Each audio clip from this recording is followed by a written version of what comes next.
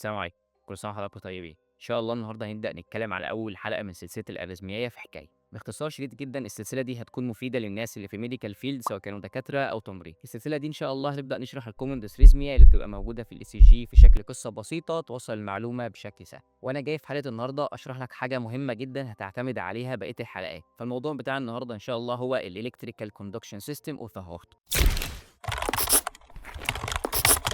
طبعًا أنت عارف إن القلب بتاعنا بينبض من 60 نبضة ل100 نبضة في الدقيقة الواحدة، بس اللي ما تعرفوش إن النبضة الواحدة اللي القلب بيطلعها دي بتحصل نتيجة عملية معقدة جدًا. قبل ما نبدأ بس عايزك تثبت معلومة وتحطها على جنب كده إن القلب بتاعنا ده شغال بالكهربا. ممكن تكون المعلومة دي غريبة عليك شوية لكن كمان حبة هتعرف يعني إيه قلبنا شغال بالكهربا. لازم تعرف إن القلب بتاعنا بيتكون من مجموعة من الخلايا، خلايا عصبية هي النيرف سيل أو النيرف تيشو، وخلايا عضلية اللي هي الماسل سيل أو الماسل تيشو. طبعًا كل جروب من الخلايا دي بيبقى ليها وظيفة معينة بتقوم بيه.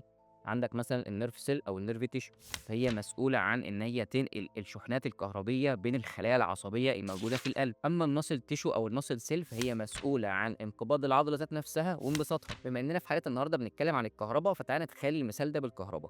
أنت دلوقتي لو رحت تحط فيشة أي جهاز واتكهربت، أول ما بتتكهرب بيحصل إيه؟ تبدأ إيدك تبعد عن مصدر الكهربا دي. ففي اللحظة دي اللي حصل إن أنت لمّا اتكهربت الخلايا العصبية استقبلت الكهربا دي ووصّلتها للمخ، فبناءً على ذلك المخ ادّى استجابة إن أنت تبعد إيدك، والعضلات اللي أنت بعدت بيها إيدك دي حصل لها انقباض، وبعد ما بعدت إيدك حصل لها انبساط. وتقريبًا ده اللي بيحصل جوّه القلب لمّا الشحنات الكهربية بتبدأ تنتقل عن طريق الخلايا العصبية، وبناءً على ذلك يحصل انقباض في العضلة وانبساط في العضلة. تعالَ بقى أجاوبك على السؤال اللي إحنا قلناه في الأول إن إزاي قلبنا شغال بالكهربا. طبعًا قبل ما نبدأ أنت عارف إن القلب بتاعنا بيتكون من 4 غرف أو 4 حجرات، هُم الجزء الأيمن هو الرايت أتريوم، والبطين الأيمن اللي هو الرايت فنتريكل، والأذين الأيسر الليفت أتريوم، والبطين الأيسر الليفت فنتريكل. وطبعًا الأوض دي الدم بييجي لها من مكان وبيروح لمكان تاني عشان تحصل عملية الدورة الدموية. وعشان تفهم عملية الدورة الدموية أنا كنت شارحها في حلقة قبل كده هاسيب لك اللينك بتاعها في الdescription. تعالَ نكمل بقى حتة إزاي قلبنا بيشتغل بالكهربا. إحنا عندنا الأذين الأيمن أو الرايت أتريوم ده بيبقى موجود فيه حاجة اسمها الSE node أو الsino atrial node. تعالَ نتفق ونسمي الSE node دي هي المايسترو أو اللي هيمشّي الليلة بتاعة الكهربا دي. خلّيك فاكر إن العضلة مش هتنبسط ولا هتنقبض إلا أمّا تروح لها شحنة كهربية تخلّيها تنقبض وتنبسط. خلّيك فاكر إن إحنا سمينا الSE node دي هي المايسترو، وإحنا ما سميناهاش المايسترو من فراغ، سميناها المايسترو علشان هي بتبدأ أول شحنة كهربية بشكل أوتوماتيك. يعني هي اللي بتطلّع الشحنات الكهربية من تلقاء نفسها. وخلّيك فاكر إن الجهاز العصبي بتاعنا أو الcentral nervous system مش بيعرف يوقّف الشحنات الكهربية بتاعة الSE node. كل اللي يقدر يعمله إن هو يزوّد الشحنات أو يقلل الشحنات. علشان كده ممكن تسمع إن في واحد مخه مات بس قلبه لسه شغال. لو المخ بتاعنا هو اللي بيتحكم في القلب كان لمّا المخ يموت القلب هيموت. لكن لأ، مش ده اللي بيحصل.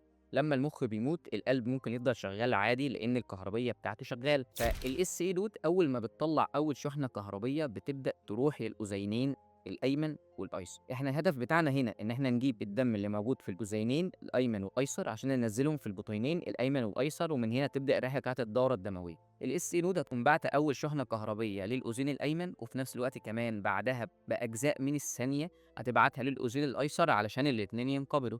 هتبعتهم عن طريق حاجة اسمها الباتمنز باندل. الباتمنز باندل دي هي عبارة عن خلايا أو شبكة من الخلايا العصبية اللي هتنقل الشحنات الكهربية من الSA node للأذين الأيسر. كده إحنا وصلنا الشحنات الكهربية للخلايا العصبية اللي موجودة في الجزيئين عشان نخليهم ينقبضوا وينزلوا الدم اللي جواهم في البطينين. الشحنات الكهربية اللي كانت من الSA node هتبدأ بقى تنزل لحتة تانية تحت اسمها الAV node. بس ربنا سبحانه وتعالى من حكمته بيحصل حاجة اسمها delaying أو تأخير. يعني الشحنات الكهربية اللي بتنزل من الSA node للAV node تتأخر أجزاء من الثانية عقبال ما توصل. طب إيه الحكمة أو إيه الفايدة لما يحصل الdelaying ده؟ ربنا سبحانه وتعالى عمل كده علشان نتأكد 100% إن الدم اللي موجود في الأذينين نزل كله للبطينين، علشان لو ما حصلش الديلينج أو التأخير ده فالكهربا هتمشي بسرعة. فممكن يكون في دم متبقي في الأذين ده أو في الأذين ده وما ينزلوش للبطينين، وبالتالي البطينين مش هيضخوا الدم اللي الجسم محتاجه. تعال نراجع تاني عشان حاسك تايه مني. تعال.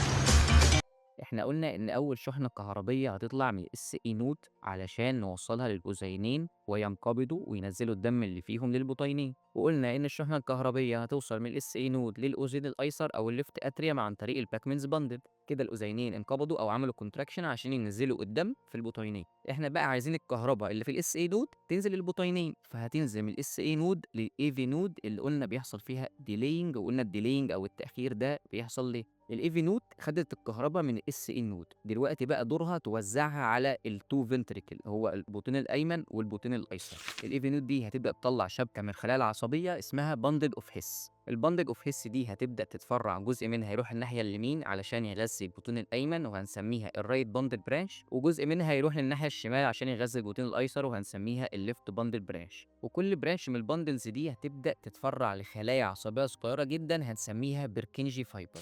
تعال نقولهم بسرعه عشان برضو انا حاسك تايب مني. تعال. احنا قلنا اول حاجه الشحنه الكهربيه هتطلع من المايسترو هي الاس اي نود. الاس اي نود هتبدا تاخد الكهرباء عشان توديها للاذينين، وقلنا اللي هي هتوديها للاذين الايسر عن طريق الباكمنز باندل. كده احنا خلصنا مهمه الاذينين، فاحنا خدنا الكهرباء من الاس اي نود بقى عشان ننزلها تحت، فهتنزل تحت فين؟ على الاي في نود. ومن الاي في نود قلنا هتنزل هتتفرع عليه الباندل اوف هيس، والباندل اوف هيس هتتفرع جزء يمين وجزء شمال اللي هم الرايت باندل برانش والليفت باندل برانش، وكل برانش من البرانشين دول هيبداوا يتوزعوا لالياف صغيره اسمها بيركينجي فايبرز. كل اللي احنا شرحناه والعمليه المعقده اللي احنا قلناها دي بتحصل علشان تطلع نبضه واحده. طب احنا نعرف منين انا عندي مشكله في الكهرباء بتاعه القلب ولا لا؟ علشان كده اخترعوا جهاز رسم القلب او جهاز الاي سي جي علشان نشوف هل الكهربيه بتاعه القلب شغاله بشكل طبيعي ولا في مشكله فيها. طيب الجهاز رسم القلب ده هيبدا يطلع الكهربيه في شكل موجات. النبضه الواحده اللي القلب هيطلعها جهاز رسم القلب هيبدا يستقبلها في شكل موجه كهربيه هنسميها بي كيو ار اس تي، وكل حرف من دول بيبدا يدل على حاجه من الكهرباء اللي احنا شرحناها. عندك البي ويف، البي ويف دي بتدل على الاتريال ديبولاريزيشن او الاتريال كونتراكشن او الانقباض بتاع الاذين اللي احنا قلنا عليه. عندك بقى الكيو ار اس كومبلكس دي بتدل على الفنتريكولار ديبولاريزيشن او كونتراكشن او الانقباض بتاع البطينين. وعندك اخر حاجه التي ويف، ودي بتدل على الفنتريكولار ريبولاريزيشن او الريلاكسيشن او الانبساط بتاع البطينين. طب انت تيجي تسالني دلوقتي وتقول لي طب فين الانبساط او الريلاكسيشن بتاع الاذينين؟ هقول لك مش هيبان علشان الكيو ار اس كومبلكس عامله كفر او عامله ماسك عليه، يعني الوقت اللي الاذين بيرتاح فيه او بيحصل ريلاكسيشن في الوقت ده البطينين بيبدا يحصل لهم كونتراكشن. فاكر الديلينج اللي قلت لك بيحصل في الاي في نوت؟ على الاي سي جي هنا هنشوفه في موجه او ويف اسمها بي ار انترفال، في الفتره ما بين انقباض البطينين اللي هي الكيو ار اس كومبلكس والانبساط بتاع البطينين اللي هي التي ويف بتحصل مرحله من السكون، يعني ما فيهاش اي كهرباء، هي اسمها اس تي سيجمنت. الاس تي سيجمنت دي بيسموها هي الايزو الكتريكال بيريود، يعني الفتره دي بيبقى زي ما قلنا فيها مرحله سكون، يعني ما فيهاش اي كهرباء، يعني البطينين بيبدا يحصل لهم انقباض وبعد كده يحصل مرحله سكون ما فيش كهرباء، وبعد كده الكهرباء ترجع يحصل عمليه الانبساط. وبالشكل ده نكون شرحنا الالكتريكال كوندكشن سيستم بتاعه القلب. عايز الحلقه طويله ومعلومات ملخبطه شويه، بس حاولت ابسطها على قد ما اقدر، وان شاء الله اكون فدتك وتكون الدنيا بسيطه. وبناء على الحلقه دي لو انت فهمتها هيعتمد عليها الحلقات الجايه كلها. في نهايه الحلقه اتمنى اكون ما طولتش عليك وان الحلقه كانت مش ممله ومفيده. مشيني بقى، يلا شيك معلش، ده انت زهقتني يا راجل. اشوفك ان شاء الله الحلقه الجايه. السلام عليكم.